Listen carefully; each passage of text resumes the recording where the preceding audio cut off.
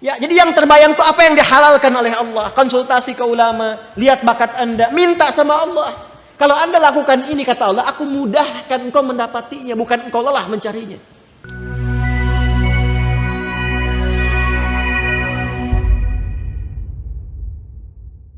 Ya Allah, kami beriman. Apa manfaat iman kami untuk rizki kami? Ini mahal ini informasinya, karena dari Quran langsung. Apa manfaat iman kami untuk rizki kami? Maka bagi insan beriman dipindahkan oleh Allah ayatnya dari hukum umum ke hukum khusus. Pertanyaannya sampai malam ini waktu Indonesia bagian barat ini dari Bekasi, kita semua, kita udah masuk ke hukum ini belum? Pertanyaannya begini, kita beriman tidak? Beriman. Sekarang Allah turunkan hukum khusus bagi insan beriman yang tidak berlaku umum. Kalau kita ikuti, maka terjawab pertanyaan kita, ya Allah, apa manfaat iman kami kepadamu yang hubungannya dengan rizki? Ya, dampak iman kami terhadap rizki apa? Maka diturunkanlah ayat 172 di surah Al-Baqarah itu. Yang tadi 168 sekarang pindah ke 172. Paling kiri agak ke atas sedikit ya. Maka yang tadi ya ayyuhan nasu, yang ini ya ayyuhalladzina amanu. Sudah beda ya? Yang Al-Baqarah 168 ya ayyuhan nas. Al-Baqarah 172 ya ayyuhalladzina amanu. Jelas? Hei semua yang telah menyatakan dirinya beriman. Kulu tetap sama dulu. Ikhtiarnya sama. Jadi bukan berarti sudah beriman gak ada ikhtiar. Tetap kamu pun kalau sudah beriman tetap hukum ikhtiar berlaku kata Allah. Yang gak bisa, ya Allah, asyhadu an la ilaha illallah, asyhadu anna Muhammadar Rasulullah. Jatuh emas 10 kilo dari langit, bum. Gak begitu. Tetap ikhtiar, kulu, kerja juga. Tapi perhatikan cara bekerjanya insan beriman. Ini yang ingin saya maksudkan. Dan ini bukan sesuatu yang menghasilkan keluhan. Jadi kalau kita sudah mengerti dan benar-benar beriman, ikuti ayat ini, perhatikan jaminannya. Kulu min thayyibati ma razaqnakum. Fokus ke sini.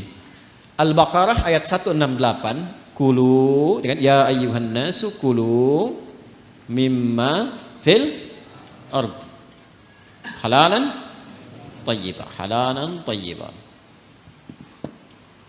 Ya ayyuhan nas. Al-Baqarah 172. Ya ayyuhalladzina amanu. Nah, saya highlight ya.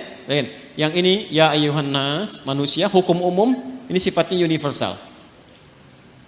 Yang ini ya ayyuhalladzina amanu, spesifik untuk insan beriman. Yang ini kulu mimma fil ardi. Yang ini kulu min thayyibati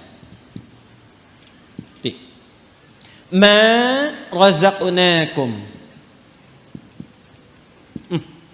Insyaallah. Fokus baik-baik. Pada hukum umum ya ayyuhan nasu kulu mimma fil ardi, hukum ikhtiarnya dibuat oleh Allah Subhanahu wa taala dengan hukum umum yang rizkinya akan turun berdasarkan dengan kerasnya ikhtiar. Jadi semakin tinggi ilmunya, semakin banyak kerjanya, semakin juga berbanding lurus dengan rizki atau kuantitas rizki yang didapatkan. Jadi kalau kerjanya makin keras, ya kan? Makin kuat, makin disiplin, makin banyak waktunya, maka demikianlah kuantitas rizki makin datang, makin banyak, makin banyak, makin banyak. Bagi insan beriman, Allah rubah hukumnya. Perhatikan, kulu min thayyibati, dihapuskan kalimat mimma fil ardinya. Ini asalnya begini bunyinya, min, ma. Kulu silahkan kerja, aktivitas ikhtiar. Mimma fil ardi, di setiap tempat yang kamu bisa jejak di bumi. Gak ada di sini, pindah sini, pindah sini, pindah sini. Mencari. Ya kan? Bagi insan beriman yang benar imannya, oleh Allah dihilangkan kalimat ininya, maksudnya tidak digunakan kalimat ini. Kulu langsung pindah ke sini. Kata thayyibnya dijamakkan berbentuk thayyibat.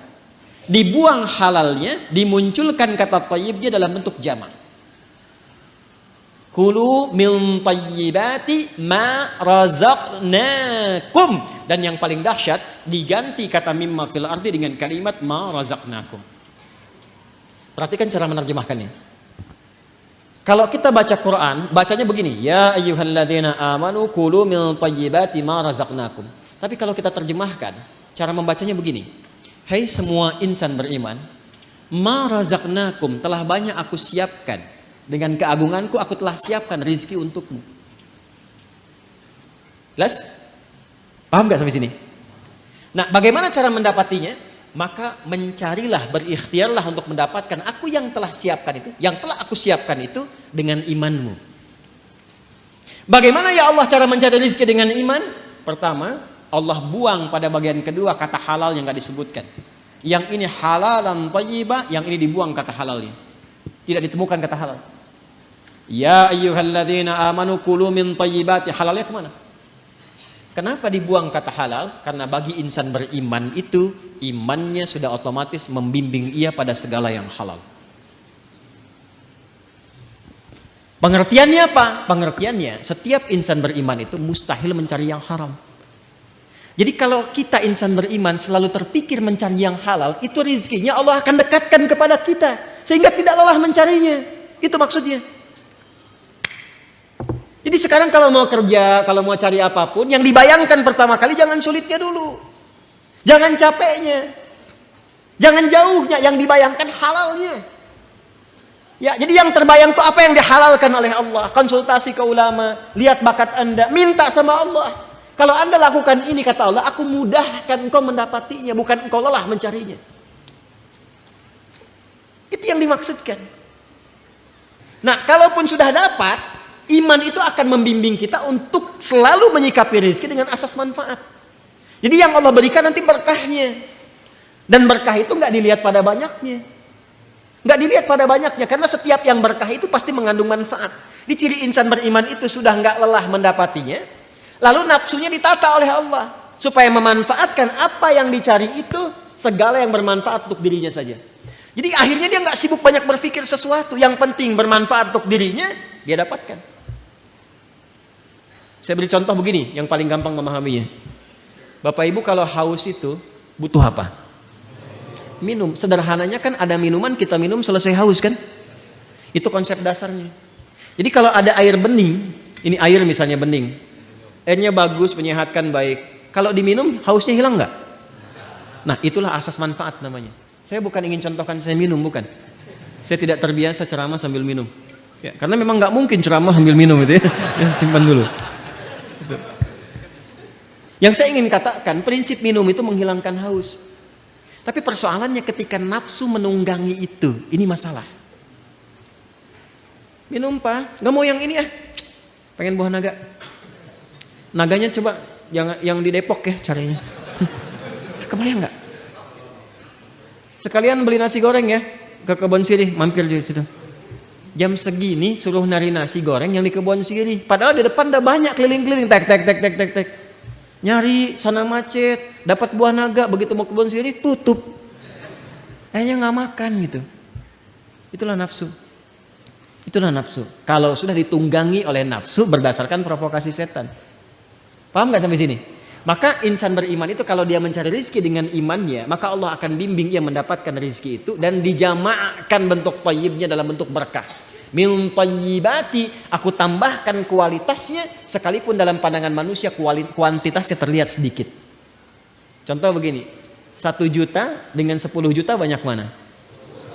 Tapi kalau 1 jutanya berkah, maka akan berbeda kisahnya. Akan berbeda kisahnya. 1 juta kalau berkah dengan 10 juta tidak berkah. Demi Allah saya katakan 10 juta tidak berkah, besok dipakai besok habis. 1 juta berkah, besok dipakai sampai akhir bulan gak habis-habis. Gak habis-habis. Saya pernah kisahkan ini kan, saya punya teman dulu di Tripoli itu.